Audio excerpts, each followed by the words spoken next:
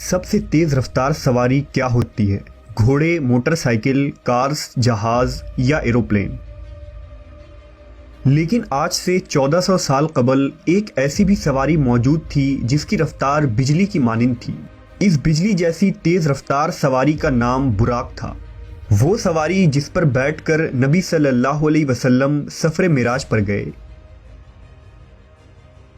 براق کی خصوصیات کیا تھی اور جب نبی اس پر سوار ہونے لگے تو وہ بے لگام کیوں ہو گیا؟ کیا براق کو ماڈرن سائنسی علوم سے ایکسپلین کرنا ممکن ہے؟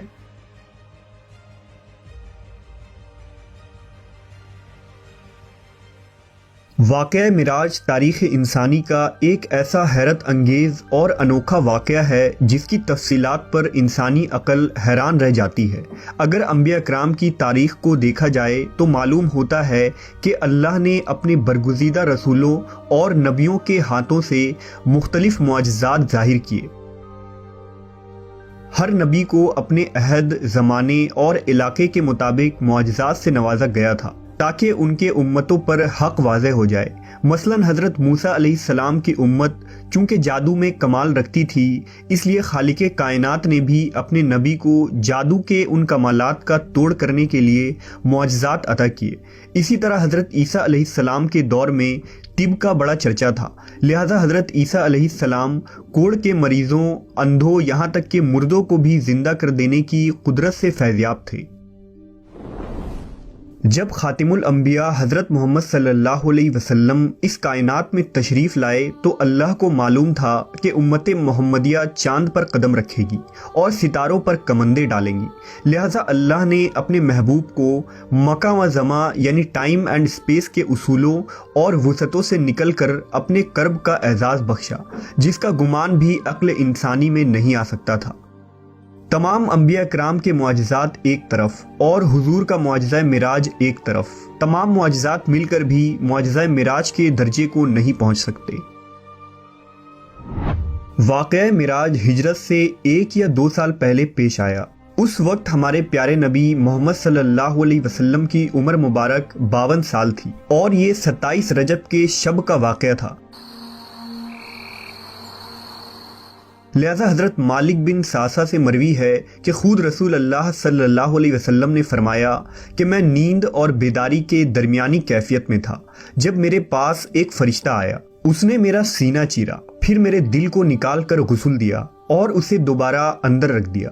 پھر ایک سواری لائی گئی جو خچر سے چھوٹی اور گوش دراز سے بڑی تھی، اس کا رنگ سفید تھا، اسے براق کہا جاتا تھا، پس مجھے اس پر سوار کرایا گیا۔ روایت ہے کہ حضور براق پر سوار ہو کر بیت المقدس پہنچے تو براق سے نیچے اترے اور اس کے لگام کو اس ستون کے ساتھ باندھ دیا جس کے ساتھ انبیاء کرام نے اپنے سواریوں کے لگام باندھے رکھے تھے۔ اس کے بعد نبی صلی اللہ علیہ وسلم مسجد اقصیٰ میں داخل ہو گئے۔ مسجد اقصیٰ میں حضرت آدم علیہ السلام سے لے کر حضرت عیسیٰ علیہ السلام تک پیدا ہونے والے تمام انبیاء کرام آپ کے منتظر تھے، لہذا حضور وہاں تشریف لائے اور تمام نبیوں کی امامت کی اور نماز ادا کی۔ نماز سے فارغ ہونے کے بعد آپ دوبارہ براق پر سوار ہو کر آسمانی سفر پر روانہ ہو گئے۔ حضور نے براق پر سوار ہو کر 7 آسمانوں کا سفر کیا جہاں کچھ انبیاء کرام سے آپ کی ملاقات بھی ہوئی۔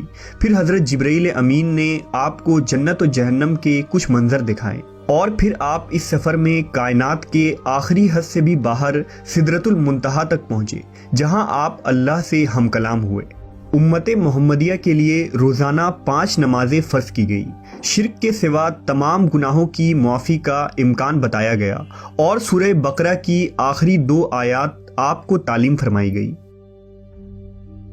اس سفر کے واپسی پر حضور اپنے مکان پر کچھ اس حالت میں پہنچے کہ روایات کے مطابق ابھی آپ کے گھر کی کنڈی ہل رہی تھی اور آپ کے وضو کا پانی ابھی تک آپ کے جسم مبارک سے ٹپک رہا تھا۔ معراج کے اس واقعے کو اللہ نے انتہائی تفصیل کے ساتھ قرآن مجید کی سورہ اسراء میں یوں بیان کیا ہے: پاک ہے وہ رات جس نے راتوں رات اپنے بندے کو مسجد حرام سے مسجد اقصیٰ تک سیر کروائی، جس کے ارد گرد ہم نے برکت رکھی ہے تاکہ ہم اسے اپنی کچھ نشانیاں دکھائیں، بے شک وہ سننے والا دیکھنے والا ہے۔ معراج کے اس عظیم سفر میں رسول اللہ صلی اللہ علیہ وسلم جس سواری پر سوار ہوئے تھے اسے براق کہا جاتا ہے۔ اب سوال یہ پیدا ہوتا ہے کہ براق کیا تھا؟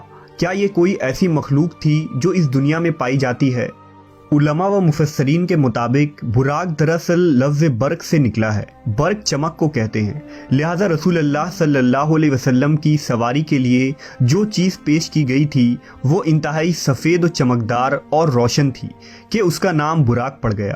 یہ بھی کہا گیا ہے کہ براق کو اس لیے براق کہا جاتا ہے کہ وہ برق یعنی بجلی کی چمک کے مانند اس کی رفتار ہے۔ روایتوں کے مطابق براق خچر سے چھوٹا اور گدھے سے بڑا تھا، اور جہاں اس کی حد نگاہ پڑتی تھی وہاں اس کا قدم پڑتا تھا۔ علماء کے ذہن میں یہ سوال بھی پیدا ہوا کہ اللہ نے حضور کی سواری کے لیے براق کا ہی انتخاب کیوں کیا، جبکہ وہ اس بات پر قادر ہے کہ بغیر کسی سواری کے آپ کو سفر کے تمام مراحل طے کروا دیتا۔ لہذا فتح الباری کے مصنف حافظ ابن حجر نے اس ضمن میں لکھا ہے کہ اسراء و معراج کے سفر میں سواری کے چناؤ میں بڑی حکمت ہے، حالانکہ اللہ اس بات پر بھی قادر تھا کہ اپنے نبی کے لیے زمین کو سکیڑ دیتا، لیکن اللہ نے سواری کا انتظام اس لیے کیا تاکہ اللہ کے رسول کو انسیت و مانوسیت ہو، کیونکہ بادشاہ جب اپنے مقربین کو اپنے دربار میں بلاتا ہے تو اس کے لیے سواری روانہ کرتا ہے۔ کچھ علماء براق کو ایک جنتی جانور قرار دیتے ہیں جو خصوصاً معراج کی رات کو ہی حضور صلی اللہ علیہ وسلم کی سواری کے لیے اس زمین پر آیا تھا۔ لہٰذا امام ترمذی نے ایک روایت نقل کی ہے کہ جب جبرائیل علیہ السلام نے براق کی لگام تھامی اور رسول اکرم صلی اللہ علیہ وسلم کو اس پر سوار ہونے کی دعوت دی تو براق حضور کو دیکھ کر کانپ اٹھا اور بے لگام ہو گیا۔ لہٰذا جبرائیل امین نے اس سے کہا کہ ٹھہر جا، اللہ کی قسم رسول اللہ سے بہتر کوئی شخص اس سے پہلے تجھ پر سوار نہیں ہوا۔